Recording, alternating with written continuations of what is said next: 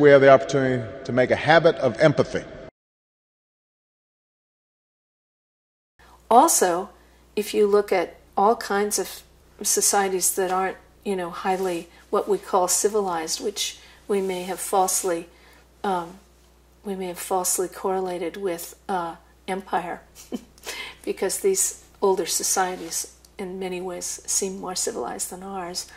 And if you look at these older traditional societies, like Native American societies before the colonists came in, and continuing on with the same values, they have a deep respect for nature, and a sense of a sense that, as I said earlier, that the tree has a spirit and the animal has a spirit.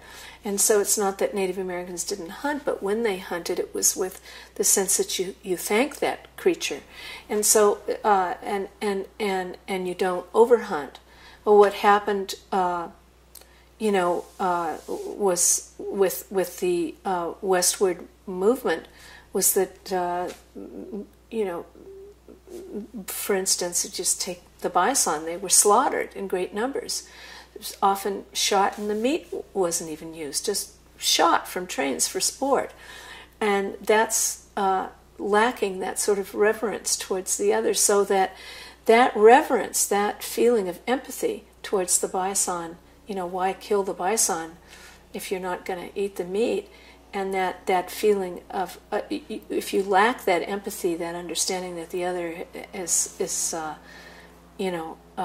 as valuable as you are, and a feeling of kindredness with the other, then you destroy nature around you, and we're sustained by nature.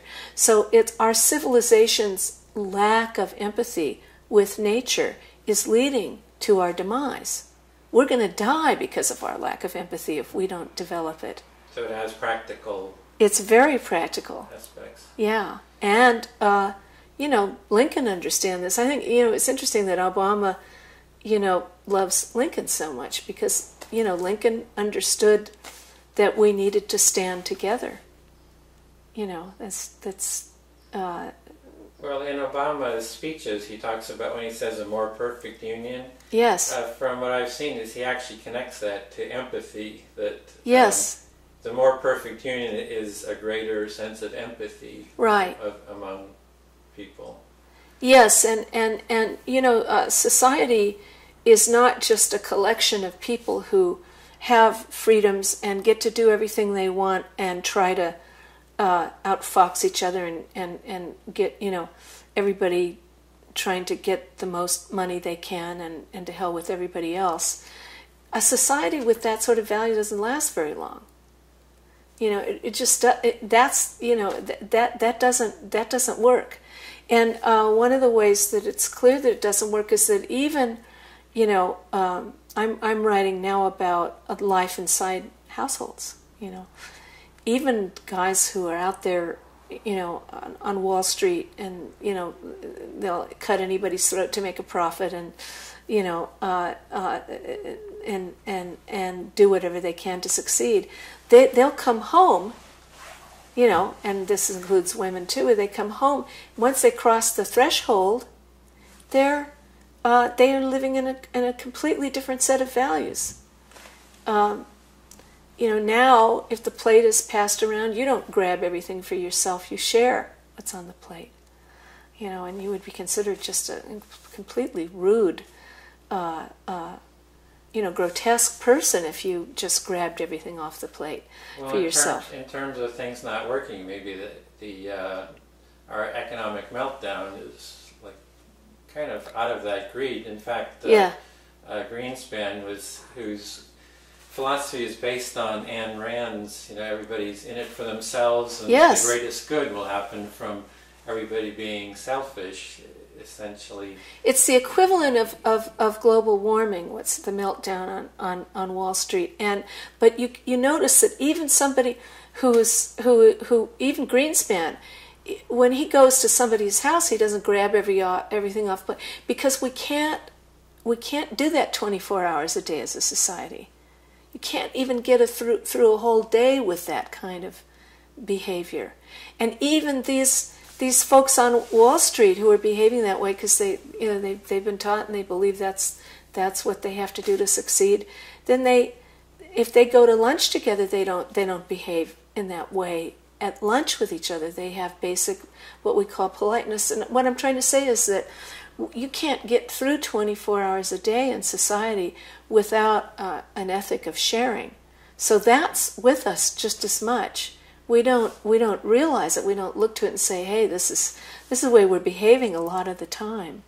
But we could not survive even in this society with this value that cutthroat competitive value. Well, you were talking about animals before. I had interviewed Lonnie Hancock, and oh, great, yeah. She said, I asked her about it. She said caring and empathy were the most Yeah. important. I asked her for a story, and she said she kind of laughed, and then she recalled being a child and her father taking her to the zoo and seeing the animals. How they're in the small Yeah. cages, and the Yeah. lion tigers are pacing back and Yeah. forth, and they look very unhappy. And she hated it because she was empathizing with their pain. What Yeah. it would be like to be in that cage. Oh, I'll tell you a story. That's good. I love that was her story. I went to the Chicago Zoo once. I was an adult. I was there on a book tour, and the book rep who and I sort of became friends. And she took me to the Chicago Zoo, and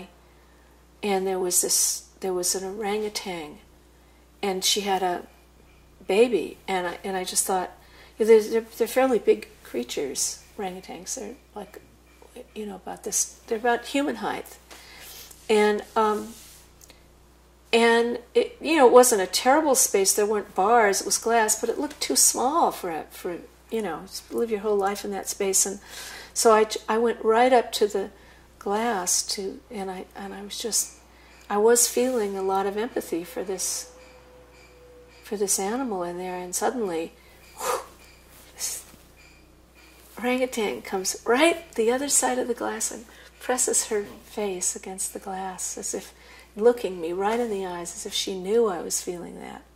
And I think she did. It's just, kind of with a look like, what can you do for me? I couldn't do anything, but at least I could be present to that moment. It was really an amazing experience.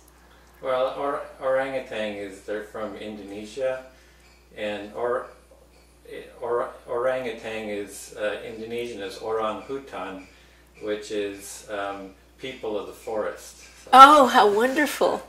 That's the direct No, translation. That's wonderful. Yeah, they are. I suppose. I mean, they are very human looking.